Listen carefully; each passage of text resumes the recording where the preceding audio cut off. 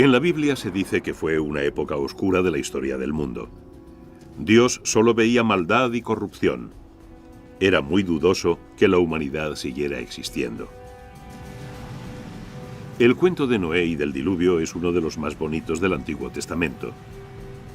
Se han presentado pruebas científicas que demuestran un fondo veraz. Pero muchos especialistas cuestionan esas pruebas.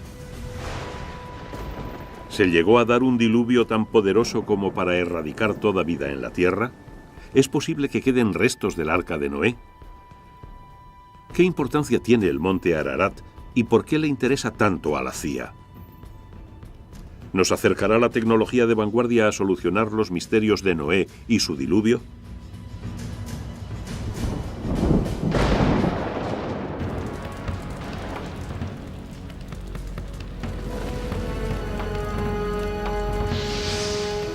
Los misterios de Noé y el diluvio.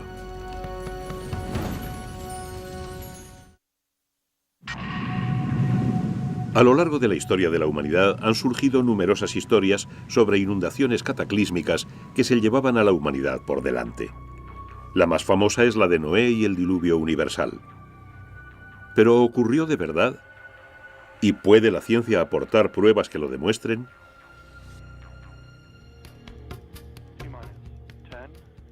T-10, 9, 8, 7, 6, 5, 4, 3, 2, 1. Ignición y despegue. Despegue de un cohete Boeing Delta II que transporta el globo digital QuickBird, el mayor satélite comercial de alta definición del mundo. Las asombrosas cualidades del QuickBird han sido requeridas para resolver un misterio de más de 2000 años. Parte de su misión consiste en sobrevolar el monte Ararat, en el noreste de Turquía, de quien muchos dicen que fue el lugar en que acabó el arca de Noé. Tercera fase. Confirmamos el giro en el vídeo. Nos ha salido una separación bonita y sin pegas. Se espera que la captación de imágenes por satélite revele de una vez por todas los secretos que albergan las laderas del monte. El QuickBird es solo uno más dentro del desfile tecnológico que desde hace 50 años examina este remoto y vedado lugar. El 17 y 18 de junio de 1949, un avión del cuartel general de la Fuerza Aérea Norteamericana en Europa volaba en misión secreta de reconocimiento en paralelo con el monte Ararat, en Turquía, a unos 4.200 metros. En el curso de esa misión captaron una enorme anomalía que sobresalía como saliendo del hielo. Es muy rectangular, muy ancha y presenta unos puntos negros simétricos. Hay puntos simétricos en esta anomalía, que muy bien pudieran ser cuevas o algo más interesante. Las fotos de 1949 se tomaron al principio de la Guerra Fría. Aunque su intención era localizar posiciones militares soviéticas, la cámara del B-29 captó inesperadamente una gigantesca anomalía que sobresalía del casquete de hielo del monte Ararat a unos 4.700 metros. Hubo infinitos rumores por todo Washington sobre si la CIA estaba investigando el caso de la llamada anomalía del Ararat. En los siguientes 20 años se siguieron tomando fotos de la anomalía desde aviones y desde satélites. Todas se clasificaron alto secreto. Sin embargo, la CIA nunca ha reconocido oficialmente la existencia de tal anomalía. El monte Ararat está en el más remoto rincón oriental de Turquía, justo al lado de Azerbaiyán, Armenia e Irán. Desde el punto de vista geoestratégico, no es buen barrio. La antigua Unión Soviética queda a unos 18 kilómetros y tienes a Irán a 29 kilómetros. De modo que el monte Ararat ha sido una zona militar restringida en los últimos 50 años. El monte Ararat en sí mismo alcanza los 5.200 metros, por lo que es un pico muy impresionante, muy ancho. En términos de volumen, puede que sea una de las montañas más grandes de la Tierra. Dada la altitud de la montaña, se producen todo tipo de variaciones climáticas según se asciende. Está recubierta de nieve la mayor parte del año, a veces con numerosas capas de hielo. Al pasar los años, se van formando capas de hielo una sobre otra, de modo que buena parte del hielo está formado por capas de hielo que se han ido depositando. Observarán que hay muchas nubes en esa zona. Es una característica bastante permanente. El clima del monte Ararat es muy difícil de determinar y ha sido otra de las características que han impedido que expediciones a gran escala visitaran la zona. A pesar de las brutales condiciones, algunos han arriesgado sus vidas por saber qué había en la montaña. En el 275 a.C., el historiador Berosus declaró que había un barco en la cima del Ararat.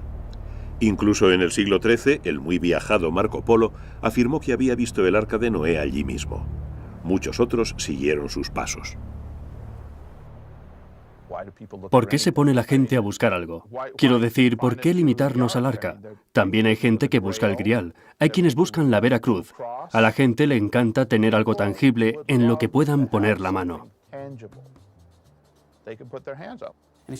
Si se pueden encontrar piezas del barco y se pudiera estar razonablemente seguro de ellas en Turquía o en el monte Ararat, estaría demostrado más allá de toda duda razonable que la historia ocurrió.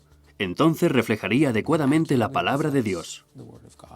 Si pudiéramos apuntar exactamente dónde se encuentra el arca, entonces sabríamos con seguridad que el texto bíblico es un auténtico texto histórico. El primer buscador moderno del arca fue un profesor alemán, el doctor Friedrich Parrot. En 1829 visitó el monasterio de Smiatzin, al pie del monte Ararat. Declaró que los frailes le habían enseñado maderas, manuscritos y objetos originarios del arca de Noé. Su libro impulsó a muchos otros a realizar el duro viaje a la montaña para ver lo que allí había. En 1955, el industrial francés Fernand Navarra, acompañado por su hijo, escaló la ladera noroeste del monte Ararat en busca del arca. Entraron por una falla del glaciar y descubrieron un trozo de madera de 1,5 metros. No se trataba de un tronco, sino de un trozo obviamente cortado con una herramienta. La película de Navarra y su libro El arca de Noé, Yo lo toqué, provocaron una sensación internacional. Pero el descubrimiento se había realizado a más de 300 metros por debajo de la anomalía del Ararat. Y cuando se realizó la datación por carbono, se llegó a la conclusión de que era de los siglos IV o V a.C., es decir, demasiado reciente para venir del diluvio. La llamada de Dios también ha hecho subir a muchos otros por la helada ladera del Ararat. Mi amigo James Irwin fue el piloto del módulo lunar del Apolo 15. Caminó sobre la Luna y allí recogió muestras. Mientras paseaba por la Luna, se fijó en una piedra especialmente brillante y blanca. Mira eso, a que no sabéis lo que acabamos de encontrar. Creo que hemos encontrado lo que venimos a buscar. Una piedra, sí señor. Se acercó y enseguida comprendió que esa piedra iba a tener mucha importancia. De hecho, los geólogos la llamaron más tarde Piedra de la Génesis, porque era muy importante. Nos informaba sobre la génesis de la Luna.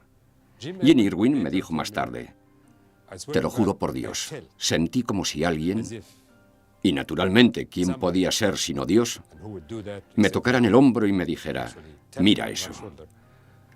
De modo que se obsesionó con la idea de que la inspiración divina le había hecho fijarse en esa roca y traerla de vuelta. Irwin, que siempre había sido hombre religioso, se hizo aún más devoto cuando volvió a la tierra. Sintió la inspiración de escalar el Ararat para buscar el arca de Noé. Me dijo, subí y no pude escalar ni por allí ni por allá, pero juro por Dios que vi una gran extensión, como sobrelevada en el centro y con costillas alrededor, como si se hubiera cogido en esa gran barca y se le hubiese dado la vuelta y la hubiesen dejado allí en donde dejó marcas. Hizo un segundo viaje para tratar de alcanzar esa zona, pero desgraciadamente se cayó en ese segundo intento y al final murió de sus heridas. De modo que hay gente que cree firmemente en esa idea. Él fue uno de los que tuvieron que ir para demostrarlo. y le costó la vida.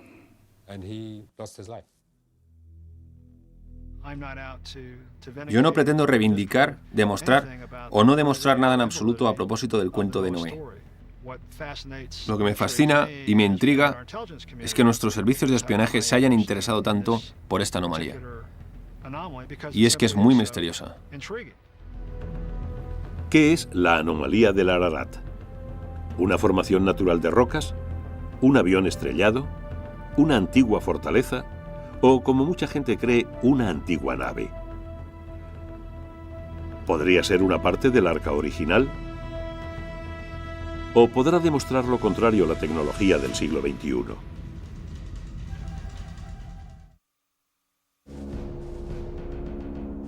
En 1949, durante un vuelo de reconocimiento secreto, un avión espía norteamericano fotografió accidentalmente un extraño objeto en la helada cima del monte Ararat. Las fotografías de la denominada anomalía del Ararat fueron inmediatamente clasificadas como alto secreto. Durante años, el profesor de Derecho Porcher Taylor ha luchado para que se hicieran públicas. Cuando yo era cadete en la Academia Militar de West Point, circuló por los pasillos un informe no oficial, supuestamente de la CIA, según el cual uno de nuestros pájaros estratosféricos había hecho un vuelo de reconocimiento por el corredor turco-soviético. Y lo que vieron eran como 3 planchas curvadas o estructuras que sobresalían unos 10 metros de la nieve y que parecían formar, o al intérprete fotográfico le pareció que formaban, la proa de un barco. Este informe, mucho más basado en rumores que en hechos, disparó una larga y ardua investigación para descubrir la auténtica naturaleza de la anomalía del Ararat. Mis conversaciones, tanto oficiales como no oficiales, con miembros del espionaje fueron muy fascinantes, muy sinceras y muy intrigantes. En respuesta a mi petición, según la Ley de Libertad de Información, el Servicio de Información de la Defensa me entregó 5 imágenes en 1995. Las fotos 2, 4, 5, 6 y 23 de aquella misión en concreto. El Dr. Farouk es uno de los más eminentes geólogos del mundo. Trabaja en la Universidad de Boston y dirige el muy prestigioso Centro de Sensores Remotos. Tuvo la amabilidad de unirse a mi proyecto cuando le pedí concretamente que actuara como analista de imágenes independiente y racional. Las fotos de la Fuerza Aérea eran cualquier cosa menos claras. Se tomaron a distancia y oblicuamente desde un ángulo. Y la resolución cambia totalmente de cuando miras algo que está cerca del avión a cuando lo miras desde muy lejos. Así que no había nada consistente en esas imágenes. Había una tomada desde un lado, otra desde otro, pero no se tomaron al mismo tiempo, con el sol en el mismo sitio, y ni siquiera sabemos qué día o a qué hora se tomaron. De modo que no se podía deducir nada de las sombras y eran totalmente insostenibles, por decirlo así. Dado que era imposible llegar a alguna conclusión con las fotos de 1949, se encargó a Space Imaging, una empresa radicada en Denver, que fotografiara la anomalía del Ararat desde su satélite Iconos, el primer satélite comercial de alta resolución, 1 metro, del mundo. Con este tipo de resolución, aeropuertos, edificios de viviendas e incluso las pirámides pueden verse claramente. Las imágenes de satélite te permiten mirar grandes extensiones de terreno al mismo tiempo y tratar de comprender su naturaleza espacial, la relación espacial entre esos objetos. También te permite diseminar los resultados, distribuir las imágenes a un montón de gente, de modo que muchos ojos se fijen en ellas. Muchos investigadores diferentes pueden dar su opinión, mientras que las expediciones tienden a centrarse en 1 o 2 individuos. Hasta que se lanzó el Iconos, ningún satélite tenía la capacidad de captar el punto concreto del monte Ararat. Pero en octubre de 1999 y de nuevo en agosto y septiembre de 2000, Iconos tomó varias imágenes de la anomalía del Ararat. El área en la que nos vamos a concentrar principalmente es esta de aquí, y vamos a fijarnos concretamente en este detalle al que llamamos el pico del pájaro. Es una zona en la que no parece que haya mucho volumen de nieves eternas. Parece una zona de roca expuesta, que desde el aire parece una cabeza de pájaro. Es lo que hemos estado utilizando como principal punto de orientación para localizar la anomalía del Ararat.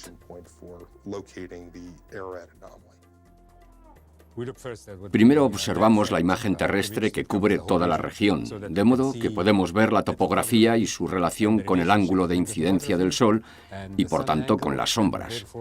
Eso es importante. Mucha gente no lo tomaría en consideración, pero es muy importante. Empecé a investigar el Ararat y cómo caían las sombras en las diferentes cornisas. Estamos mirando a una cresta volcánica. La anomalía y dos zonas en las que hay marcas representadas por un entorno de terrazas nevadas, y en esta zona una corona de nieve. De modo que lo que estamos viendo es una anomalía. En otras palabras, algo de lo que no sabemos nada en esa zona. Y se ha sugerido que todo esto es fruto de la mano del hombre. Porque sabemos qué día y a qué hora se tomaron, podemos medir y calcular, si tenemos el ángulo de incidencia del Sol, la longitud de la sombra. Nos resultó muy fácil mirar estas imágenes de satélite e interpretarlas en tanto que geólogos. Puede ser una simple sombra, puede ser algo, puede ser roca desnuda, o algo que está encima de la nieve. Pero debo decir que esta última posibilidad es muy improbable. Cualquier cosa que se haya posado sobre la cresta o que se haya construido sobre la cresta debería de estar cubierta desde hace tiempo por la nieve que ha caído después. De modo que todo lo que busquemos por aquí tiene que estar bajo la nieve, no encima de la nieve.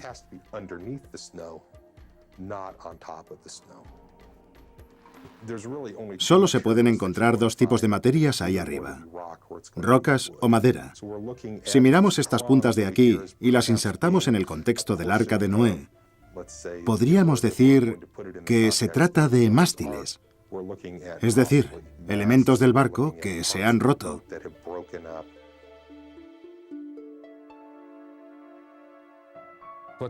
Lo que estamos viendo son juegos de sombras sobre cornisas de roca y sombras de montículos de nieve. Para mí no hay duda. Mi primera impresión, es decir, si alguien me apuntase a la cabeza con una pistola y me dijese que tomara una decisión de inmediato, es que probablemente son de origen natural. Estamos mirando a una sutil interacción entre la nieve, los ángulos de luz, las nubes, la escabrosidad de las rocas, etc. Puede que esté ahí. Yo no puedo afirmar que no esté. Todo lo que sé es que, basándonos en las imágenes que hemos visto, eso no es. Desde 1991, el gobierno turco ha cerrado el acceso al monte Ararat por razones de seguridad. Todo esfuerzo que pretenda revelar los secretos ocultos de la montaña requerirá una tecnología más avanzada. Durante siglos, la fe religiosa predominó sobre la ciencia en todo lo referente al Arca de Noé. Muchos creyeron que la narración bíblica era un documento histórico fiable sobre acontecimientos reales. Pero esta antigua tablilla descubierta en el siglo XIX nos muestra una prueba irrefutable de lo contrario. Demuestra que el cuento de Noé y el diluvio no era el original, sino que fue inspirado por otro cuento mucho más antiguo.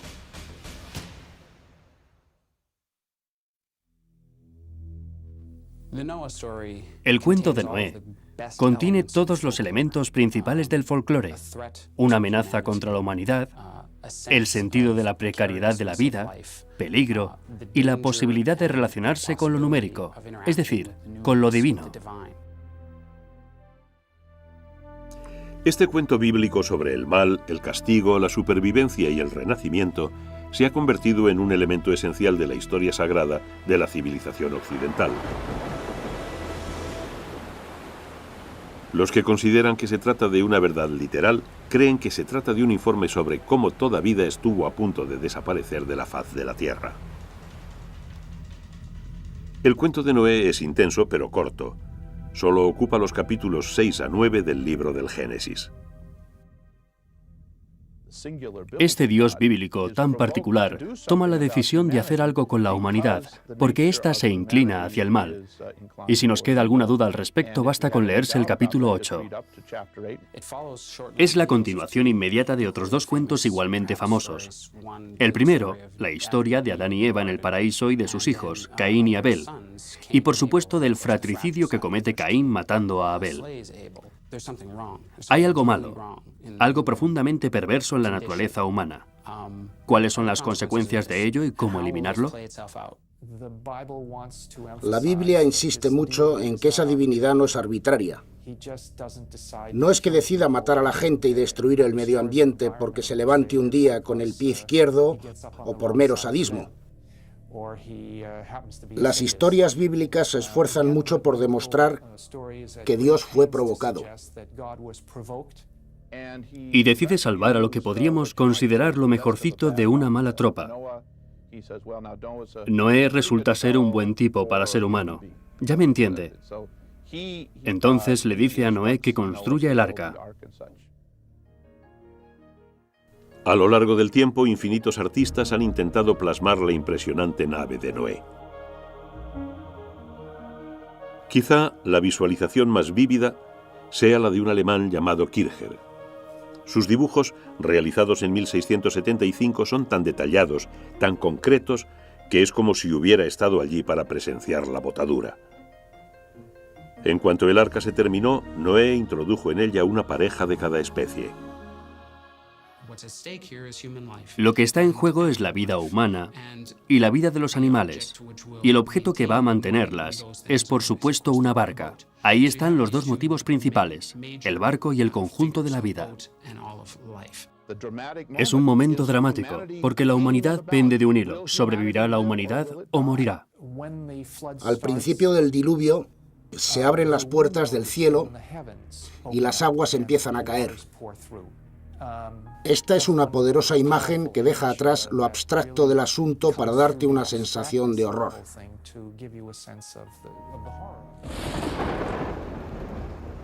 La Biblia dice que pereció toda carne y todo lo que pulula sobre la tierra. Solo quedaron Noé y los que iban con él en el arca. Finalmente varó el arca sobre los montes de Ararat. Noé envió primero a un cuervo y luego a una paloma para encontrar tierra firme. La paloma volvió con una rama de olivo, señal de que las aguas habían descendido. Noé y su familia salieron del arca para saludar a ese nuevo mundo feliz. El cuento de Noé y el diluvio es indudablemente potente, pero ¿es cierto? ¿Dónde, cuándo y cómo se originó? Incluso en su época era un icono cultural, mucho antes de que el primer narrador bíblico cogiera su cálamo y se pusiera a escribir la versión bíblica.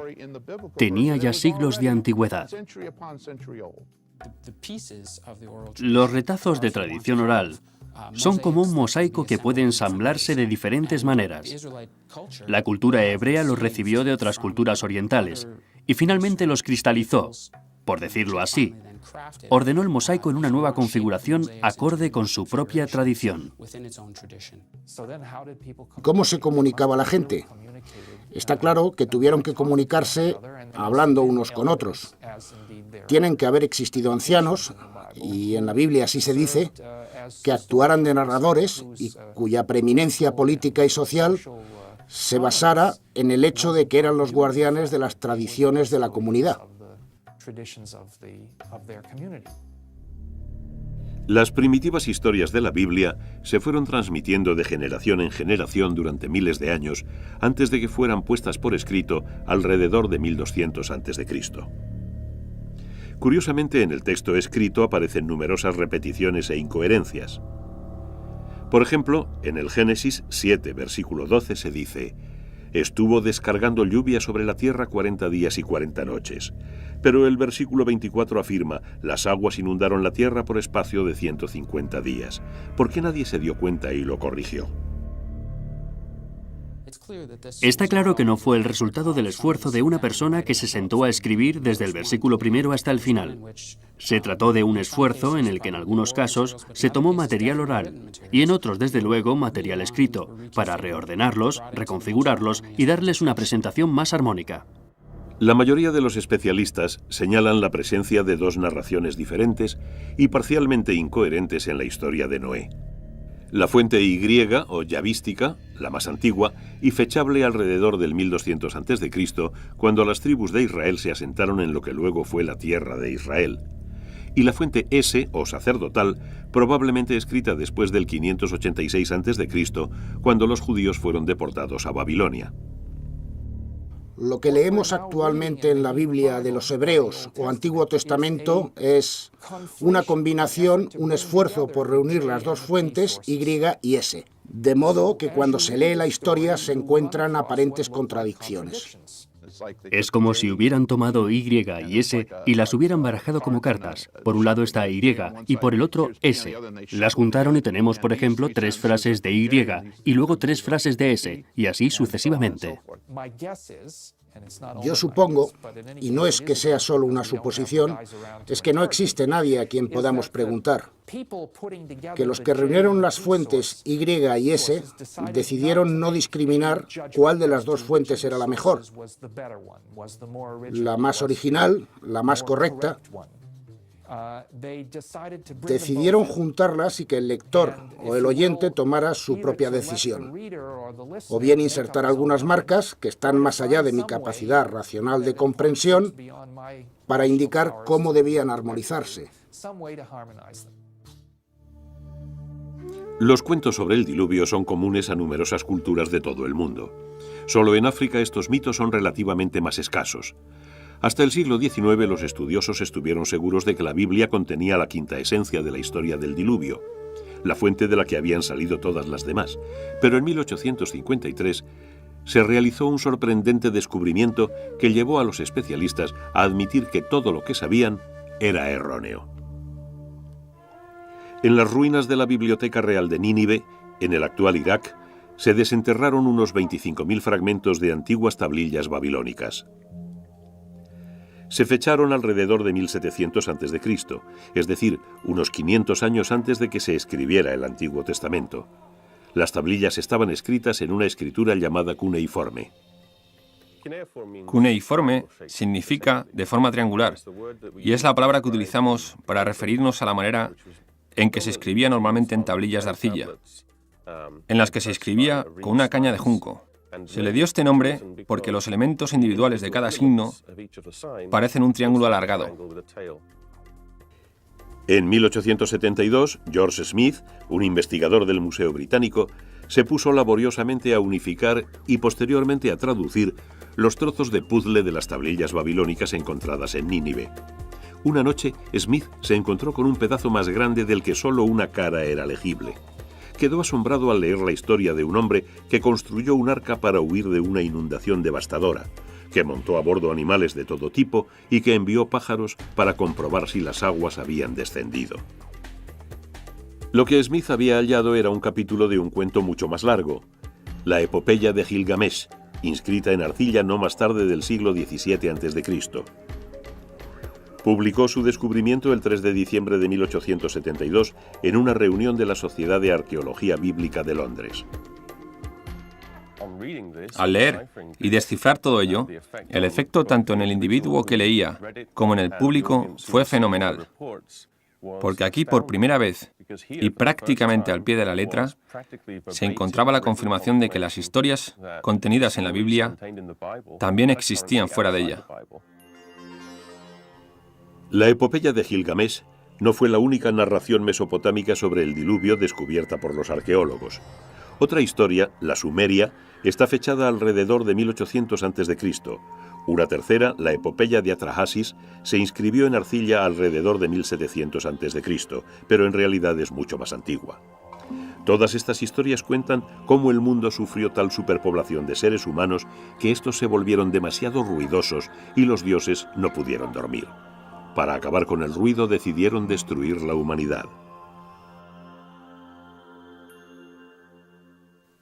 Si se lee el cuento tal y como está escrito y no te informan de dónde proviene, sin duda se diría que viene de la Biblia. Es que es casi idéntico. Es muy sorprendente. En muchos sentidos, estas leyendas mesopotámicas están estrechamente relacionadas con las bíblicas. No solo en la idea general de una inundación, sino incluso en algunos detalles concretos. Está la figura de Noé, que reúne a su familia y se sube a un arca, permanece en el arca durante un tiempo mientras el resto del mundo humano, se ahoga y el arca queda varada en una montaña. Hay algunos asombrosos puntos de contacto entre las dos que indican que no pudieron darse accidentalmente. Dependen de una fuente común o de una tercera tradición que ha pasado a ambas. Los parecidos son tan estrechos en términos de estructura general, de estructura episódica. Por ejemplo, el hecho de mandar pájaros para buscar tierra firme. Esto sucede en el relato bíblico y en el cuneiforme. Me resulta imposible concebir una situación en la que estos dos cuentos surgieran de manera independiente. Claro que esto plantea un par de preguntas adicionales. ¿Cuál fue el primero, el mesopotámico o el bíblico? Lo que está muy claro a propósito de las historias mesopotámicas, en particular la de Atrahasis, es que dos de sus versiones pueden fecharse muy precisamente, o con una precisión relativa a principios del segundo milenio antes de Cristo, de modo que no hay duda de que la tradición literaria mesopotámica que incluye estos dos relatos del diluvio es muy anterior a la hebrea. Ahí está el humo del disparo. Con esto hemos descubierto un material mesopotámico, del que sabemos que es mucho más antiguo que la versión bíblica. ¿Historias de diluvio cientos de años, si no miles, anteriores a la Biblia? ¿Cómo es posible? No hay duda de que esas historias están ahí, presentes en tablillas reales y legibles. Y no hay duda de que los pueblos cananeos y luego los israelitas conocían esas historias y sabían que eran buenas, es decir, que abordaban problemas fundamentales. La otra posibilidad en cuanto al Génesis es que fuera una historia incluida en las tradiciones del Génesis durante el exilio, cuando los judíos residían en Babilonia, e indudablemente tenía que haber gente entre ellos que conociera bien la cultura cuneiforme. La existencia de no uno, sino de 4 mitos sobre el diluvio hizo que muchos especialistas pensaran en la posibilidad de que se diera una inundación real sobre la que se basaron los cuentos. ¿Pero existió un gigantesco diluvio? ¿Y puede la ciencia demostrarlo?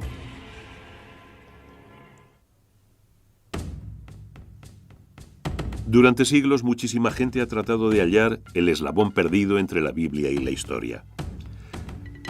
Algunos se concentraron en demostrar que existió el arca.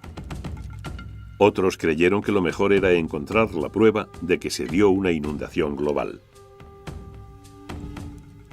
Entre ellos, Sir Leonard Bully, hijo de un pastor inglés y destinado a seguir sus pasos.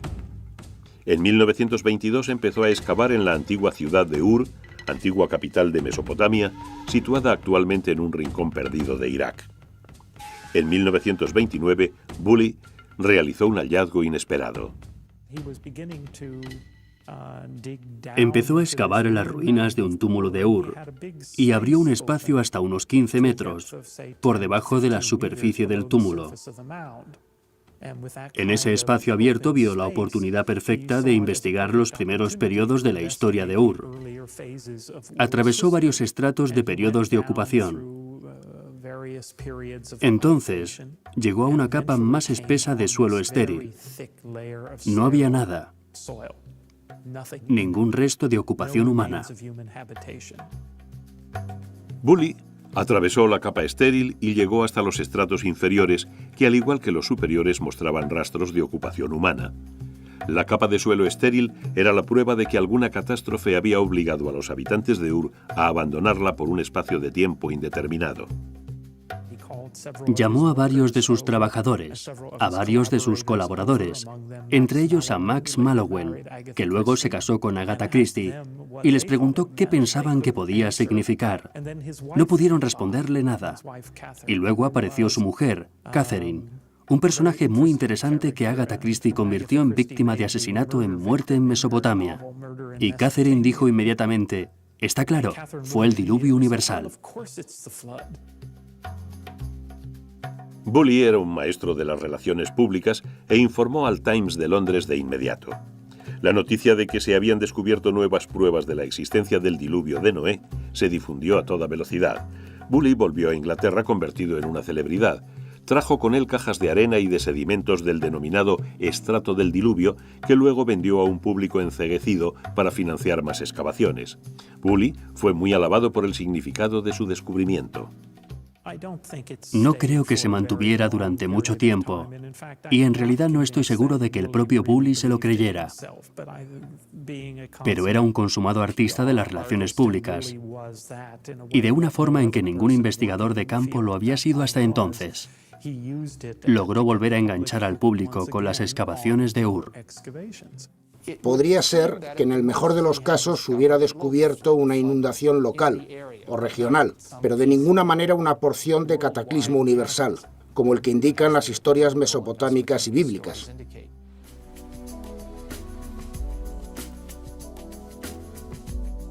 En 1997 se publicó una nueva teoría que cambió por completo la visión que tenía la gente, la prensa y los profesionales del diluvio y de Noé. Afirmaba que hace unos 7.500 años el nivel del Mediterráneo subió drásticamente. Supuestamente habría un paso muy estrecho que mantenía las aguas del Mediterráneo y a consecuencia de algún accidente sísmico, un terremoto o algo similar, el Mediterráneo rompió esa barrera y se desparramó por la zona del Mar Negro.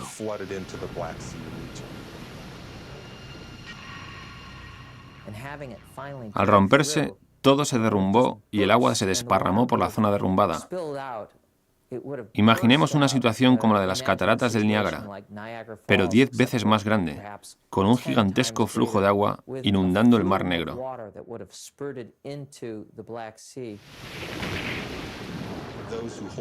Los defensores de esta teoría piensan que al ritmo en que el Mediterráneo inundó el Bósforo, el nivel del Mar Negro subiría unos 15 centímetros diarios. Eso significa básicamente que cualquier asentamiento que existiera en la actual zona del Mar Negro quedaría anegado casi de la noche a la mañana. Tuvo que darse una pérdida de vidas masiva.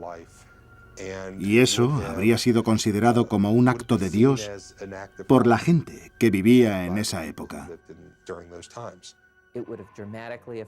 Tuvo que afectar drásticamente a la ecología de la zona, porque está claro que se dio un cambio radical, de un lago de agua dulce a una ecología de agua salada.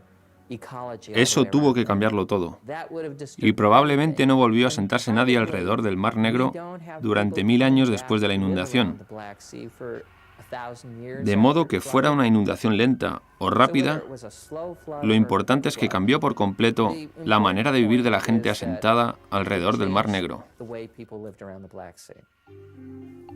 Posteriormente se añadió que los supervivientes del Mar Negro se desplazarían hacia el norte y el oeste, hacia lo que ahora es Europa, hacia el este, es decir, hacia China, y hacia el sur, hacia Mesopotamia, llevando consigo recuerdos de un diluvio devastador. Si el Mar Negro sufrió una inundación cataclísmica tal y como proponen, tiene que quedar un paisaje sumergido ahí abajo. Gracias a los robots, podemos bajar y echar un vistazo en esa zona. Y lo que encontramos es realmente increíble. Encontramos una línea de playa. Encontramos la antigua costa, con varias colinas y lo que parecen ser lechos de ríos. Encontramos un paisaje completo. Eso le dio credibilidad a la idea de que ocurrió algo que pudo haber inspirado la historia del Arca de Noé. En realidad no tengo nada en contra, desde el punto de vista geológico o geomorfológico, de la inundación del Mar Negro. Creo que el problema surge al vincular esta inundación del Mar Negro con los mitos del diluvio, tal y como se cuentan en el sur de Mesopotamia o en la Biblia. ¿Hubo una diáspora de gente desde el Mar Negro al sur de Mesopotamia? No veo ninguna prueba de ello en la arqueología del sur de Mesopotamia. Uno de los elementos presentes en la investigación sobre el Mar Negro es que en realidad el mundo del Mar Negro es muy diferente al mundo del Oriente Próximo antiguo, y tanto los documentos bíblicos como los cuneiformes que describen la inundación son documentos de Oriente Próximo. De hecho, parten de un modelo diferente, y son quizá la prueba de que el Mar Negro no fue el lugar donde se dio la inundación bíblica. Durante miles de años, la gente creyó que el cuento de Noé y el diluvio universal eran, al mismo tiempo, producto de la inspiración divina y un hecho real. Pero hasta la fecha, las pruebas científicas y arqueológicas no sostienen tal afirmación. Y sin embargo, la gente sigue creyendo. La Biblia es un documento complejo que combina la alegoría con el simbolismo y la historia. Pero en cuanto a Noé, el diluvio y el arca, ¿puede considerarse fiable? La búsqueda de una prueba de una inundación tan devastadora que dividiese los tiempos en un antes y un después ha quitado el sueño a muchos estudiosos y científicos. Pero esta búsqueda permanente se ha basado en detalles proporcionados por el libro del Génesis. Los cuentos de la Biblia se transmitieron originalmente en arameo, se escribieron en hebreo y se acabaron traduciendo al griego y al inglés. Este largo proceso ha servido para realzar los misterios de Noé y el diluvio. ¿Es verdaderamente una historia sobre gente y acontecimientos reales?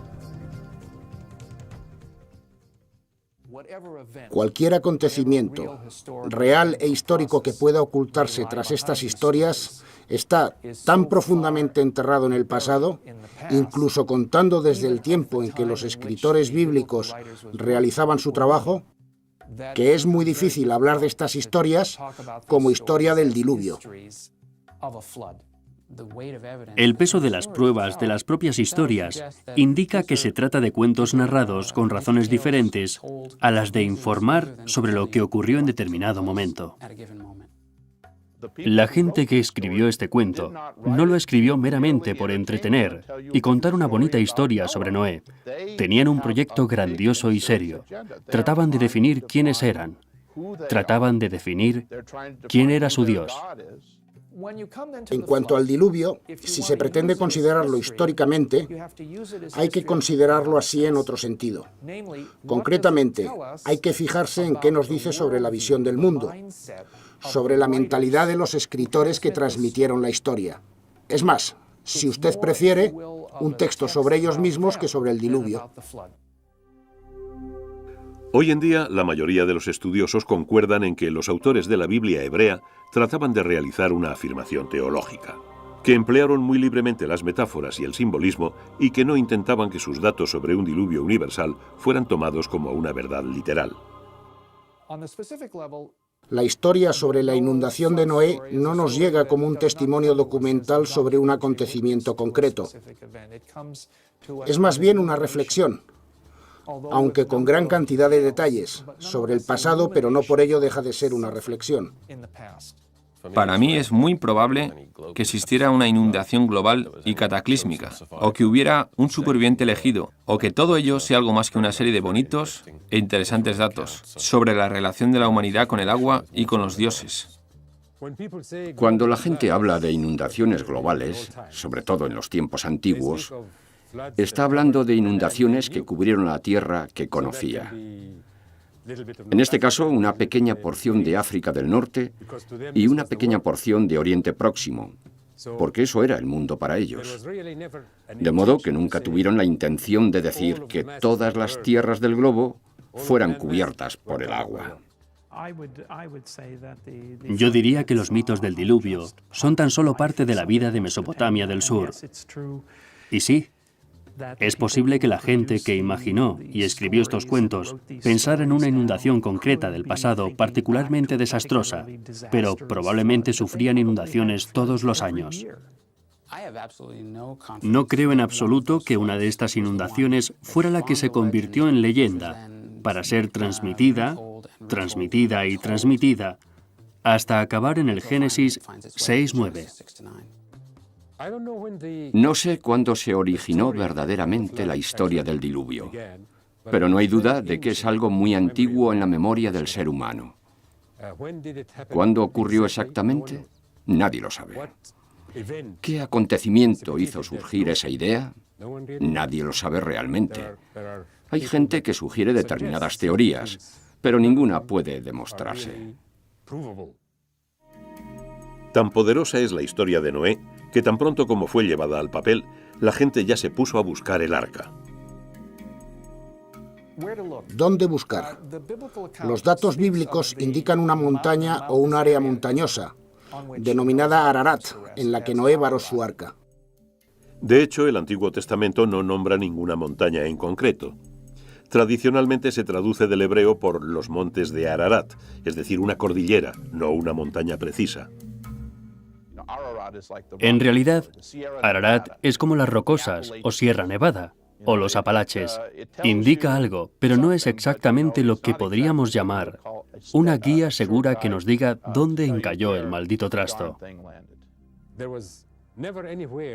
Nunca se ha escrito en ningún lugar que el monte Ararat sea el lugar en el que Noé varó el arca. Se percibía así porque es un pico muy alto. Es el único pico de los alrededores. El resto del terreno no ofrece características singulares salvo ese gigantesco y bien conservado pico. Y si se inundaba algo a su alrededor, está claro que el pico sería lo único en sobresalir, por decirlo así. Yo no me peleo con la gente que quiere ir allí y buscar el arca. Estoy totalmente convencido de que no la encontrarán. El instinto siempre está ahí. Quieres echarle mano. Tocar algo que esperas sea un vínculo con un mundo que por naturaleza no es muy remoto. Creo que es un impulso natural, pero es que a veces nuestra propia pasión por buscar nuestro pasado remoto nos impide encontrarlo.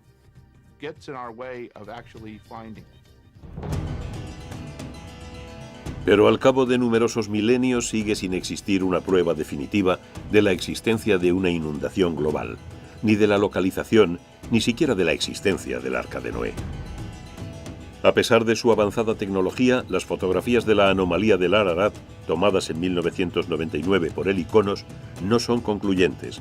Los especialistas que estudiaron las imágenes se encuentran divididos en cuanto a su auténtica naturaleza.